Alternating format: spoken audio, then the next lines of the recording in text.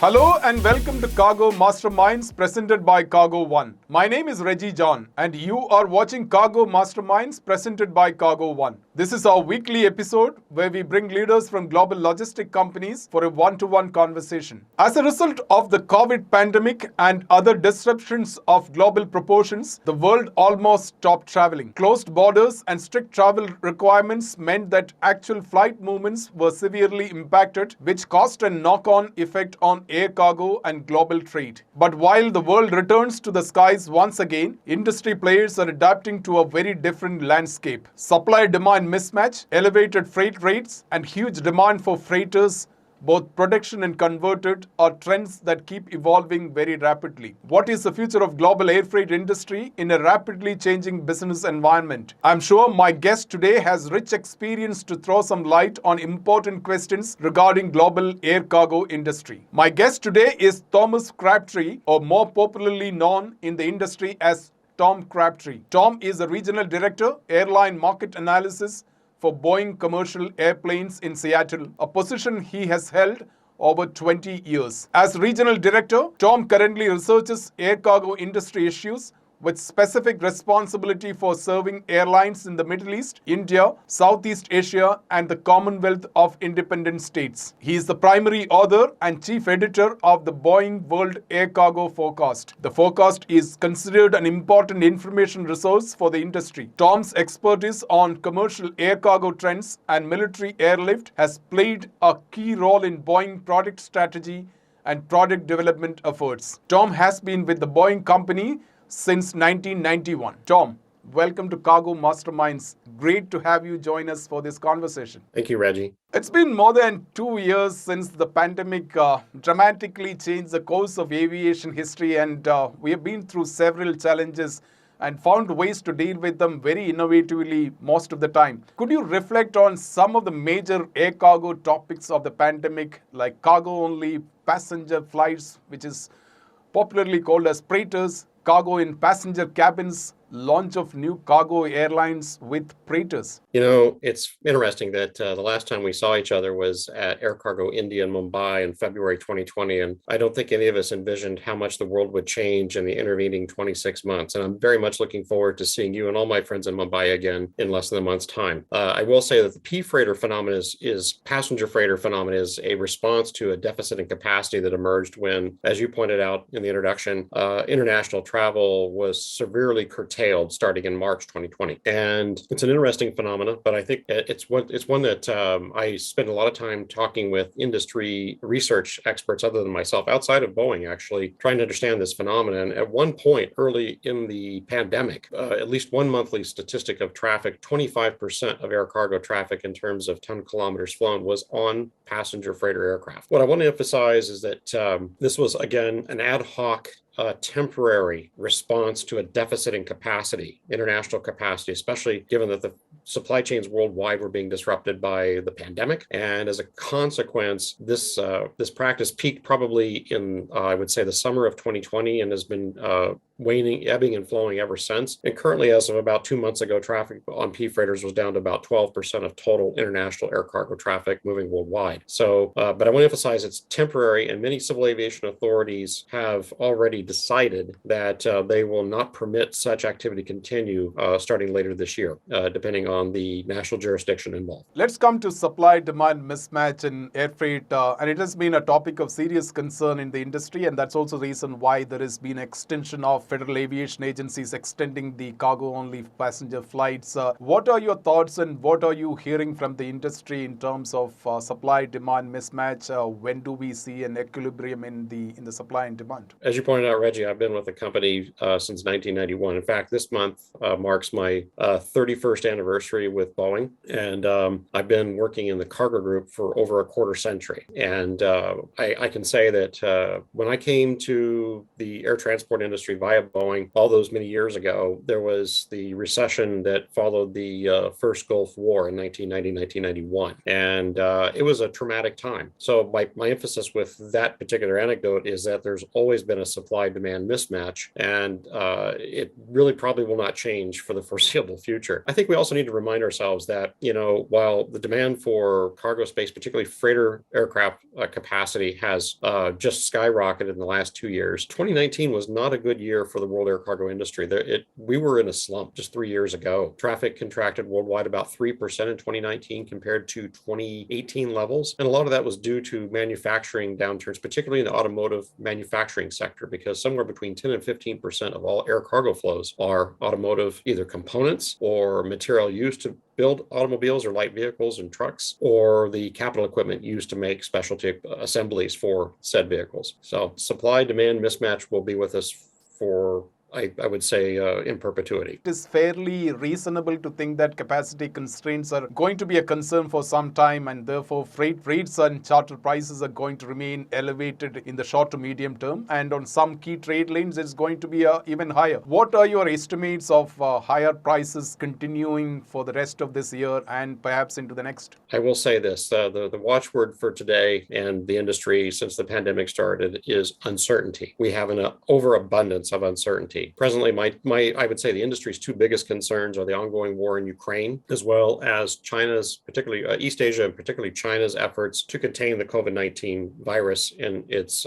resident population. And as of this interview, so early May 2022, we have seen lockdowns in Hong Kong and throughout mainland China over the last 2 or 3 months due to the Omicron variant and other variants of the COVID-19 virus that are actually probably, I would argue, probably the most strident influence in terms of deflecting air cargo traffic volumes. Just this week, IATA announced that cargo traffic declined 5.2% in the month of March 2022. And that coincides with a number of statistics that we collect here in Seattle at Boeing. And I want to emphasize this. A lot of that contraction is not really due to the economy or demand at all. I spoke with several industry leaders earlier this week on the phone, not related directly to Boeing, and they confirmed for me two things. Where there are goods ready to ship and the capacity is available, the demand and the yields are there. Yields are still going up. Right now, yields on average worldwide are running around almost $4 per kilogram. That is unprecedented. I have never seen anything like this.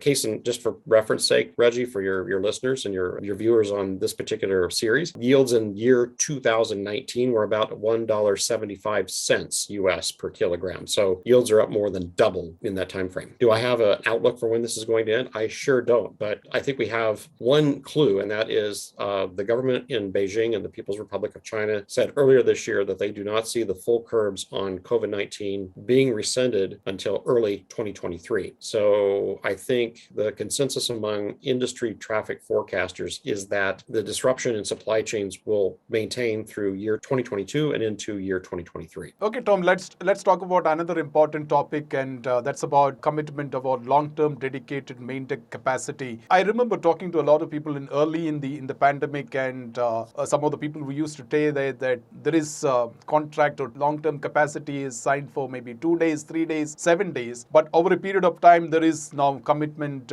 for a long-term capacity. How important is the commitment of long-term dedicated main deck capacity to shippers, particularly at a time when disruptions of global magnitude are too frequent? And you, as rightly you said, uncertainty is a term that we need to live with. It's extremely important. I can't emphasize that enough. I've heard anecdotes from my customers and the Boeing sales teams that I support directly that shippers are companies that make individual components are chartering freighters in perpetuity until the supply chain disruption starts to ebb. Another case in point, so I look at container ship data because it's the nearest competitive mode to air freight transportation. And there's a term used in the container ship industry called fixtures in terms of how long companies will hire out somebody else's container ship boat. And it's usually measured in somewhere terms of like 4 to 8 months in normal times. And these are not normal times right now. They're in excess of 24 months. So that gives you an idea of just how important it is. Shippers have been traumatized, Reggie, during the COVID-19 pandemic. There is, the air cargo industry moves about 61 million tons of cargo per annum, according to IATA. statistics for year 2019, just as a pre-COVID reference. The world container ship industry moves 2 billion metric tons per annum. That is an incredible figure. And unfortunately, there is so much disruption. The boats are in the wrong place. The containers that shippers need are in the wrong place. We're seeing all kinds of massive disruption in the container ship sector. So shippers right now are very desperate for what I call the 3 R's. And those are redundancy, reliability, and resiliency of their supply chains. And they're not getting it in other modes of freight transportation. Only dedicated purpose-built freighter aircraft are the ones that can deliver on the 3 R's. Therefore, how strong is the demand for production and converted freighters? And do you think that such elevated demand for freighters is a long-term trend? We have seen additional assembly lines are being installed in different regions so that they can meet the demand. Absolutely. So for reference sake, there's about 2,240 jet transport freighters in service worldwide today of all gauge and capacity. So for example, the standard body freighters carry up to about 40 metric tons of useful load. Medium wide body freighters like the 767 carry up between 40 and 80 metric tons. And then there's the large category, which carries the preponderance, the lion's share of the world's air cargo traffic. This is any gauge of aircraft that carries 80 metric tons of useful load or more. And right now, that is the purvey of the 747 in all variants, the 777 freighter, and the MD-11 freighter. And the backlog of freighters has grown. I don't have a time series number, but I just calculated these numbers recently. The backlog of freighters in terms of orders and commitments in some form or another is now totaling in excess of 900 airplanes. So that's in excess of 40% of the capacity in service today. So that's quite a staggering figure. Our sales reflect what has happened. In year 2021, Boeing sold 204 freighters, our best year ever in freighter sales. And so far, just in the first quarter of this year, we've sold 66 freighter aircraft, including, I believe it's, last year, I should say, we've sold 19 777 freighters this year and 42 last year. And earlier this year, we launched the 747-8 freighter, which will be an almost identical replacement of the 747-400 in terms of payload and range capability, but at much, much lower unit cost. So I'd say in big terms, long-term, per our forecast efforts, which you can find in our commercial market outlook document on our website at boeing.com, we envision the world freighter fleet growing to in excess of 3,400 aircraft in service by the year 2040. Only about 800 airplanes that are flying today will still be flying 20 years from now. That means we need 2,600 freighter additions to meet demand over the next 2 decades on a worldwide basis. The preponderance of aircraft added in terms of sheer numbers will be conversions, about 1,700 conversions, and about not quite 900 will be factory-built freighters, principally almost exclusively in the wide body sector, about 440 medium wide body freighters and about 450 large wide body freighters like the 777 freighter. Tom, the long queue for freighters and production as well as converted, also Boeing has its own conversion program. How do these impact the future of air freight in the medium to long term? What are some of your, I don't know, should I ask you predictions or what do you think will be the impact? Our production system is dictated by market demand and the business environment. And we have worked very hard at Boeing to augment our production capacity, both in building purpose-built freighters in our factories here in the Seattle area, as well as conversions, which we do with many partners around the world. And I will say that lead times for freighters have always been measured usually in years. These are, and I want to emphasize, these are long-lived assets, Reggie. These are not trifling decisions that our customer base makes when they buy a dedicated freighter airplane, either a conversion or a production machine. These are long-lived machines. Typically, for example, more than 30 years of service will be extracted from these aircraft over time. And as a consequence, the lead times, while they may seem painful at present, or to a degree, or a bit deterring to business, they are minimal in terms of the overall life cycle of the product. Okay, factors related to COVID like the reduction in belly capacity pushed the demand for main deck capacity or for freighters. But what about, there are also other reasons. What about the need to replace the older freighter fleet currently in operation across carriers? How significant is that? It's very important. And I want to point out that, as I mentioned earlier, the principal amount of air cargo traffic moved on cargo planes is usually done on large wide bodies, anything that carries more than 80 metric tons, like the 777, the 747, and the MD-11. There are about 640 of those in service as of today. But what's not widely known is that more than half of those machines that are flying today are types that have been out of production for many, many years, namely the MD-11 and the 747-400 series of freighter aircraft, which we built purposely between roughly 1993 and year 2009. So the youngest 747-400 is already 13 years old, or getting close, or 12, 13 years old. The average 747 is in excess of 20. 747-400 series freighter is in excess of 20 years of age, and the MD-11 actually, I believe, is a bit older because we ceased production of that machine in 2001. So lots of room for modernization in this industry, and we see a robust market going forward. Again, 450 large wide-body production freighters will be built over the next 20 years. Okay, let's come to the limited production freighter options available in the markets right now. Boeing almost dominate the freighter market with Boeing's 747 freighters being readied, for the last ones being readied for Atlas Air to be delivered by the end of this year. The only reliable and most efficient one available is the B777 freighter and the new 777-8 freighter, which will see commercial operation in a few years from now. What are your thoughts on how Boeing is positioned to offer reliable, fuel-efficient, long-haul, wide-body freighter to the market? We are well positioned in this particular space, Reggie. For example, last year we sold 42 777 freighters of the current generation we're building, and we've just in the first quarter of this year we've sold another 19. And in total, since the beginning of the program in we launched the program in 2005, and the first delivery was in 2009. We've delivered over 200, and we've sold over 300 777 freighters. And the reason the airplane is so successful, it carries up to 107 metric tons of useful load over about 9,000 kilometers nonstop. And it all does this with a dispatch reliability, which is measured at 99.7% fleet-wide. And these are staggering numbers. This is the most reliable freighter in the world. And as we talked earlier, shippers are desperate for reliability, and the 777 delivers on that. And we're not resting on our laurels. We just, in January of 2022, we just launched 777-8 freighter. The new 777-8 freighter will deliver 10% more payload with 17% lower emissions than today's 777 freighter when it enters service later this decade, all with 30% lower operating costs as benchmarked against the current industry standard 747-400 family of freighters in terms of, again, cost, emissions, and fuel expenditure. I see the beautiful bird back on your wall, which is the 747-8. What does the end of the 747 production freighter, the only commercial freighter with NOS loading capability, mean to you? You've been with the Boeing for the last 31 years, particularly with the air cargo for the last 2 decades, mean to you and to the air cargo industry? Well, personally, it means a lot, because 31 years ago this month, I started at the facility where we build the 747, and I was actually tasked with basically researching the technical attributes of the machine and providing that information to our sales teams as a young guy in my early 20s back then. So you can guess how old I am now.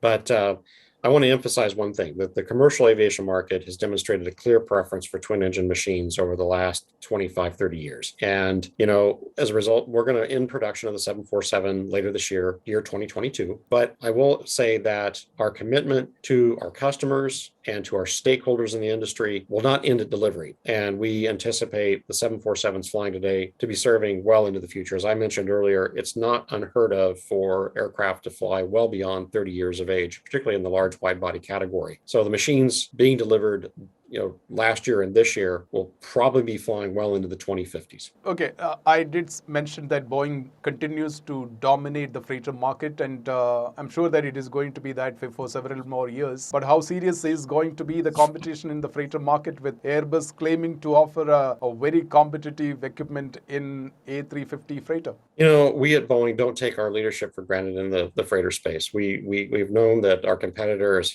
been planning to expand their offerings in the freighter arena. And with the launch of the 777-8 freighter this year, we'll be offering a cargo plane that carries more payload, has more range capability, and has higher reliability, with lower unit costs than our competitor. Okay, let's move from the equipment and the freighters to another important topic, that's the e-commerce. Do you think that the potential of retail through e-commerce channels is still very low?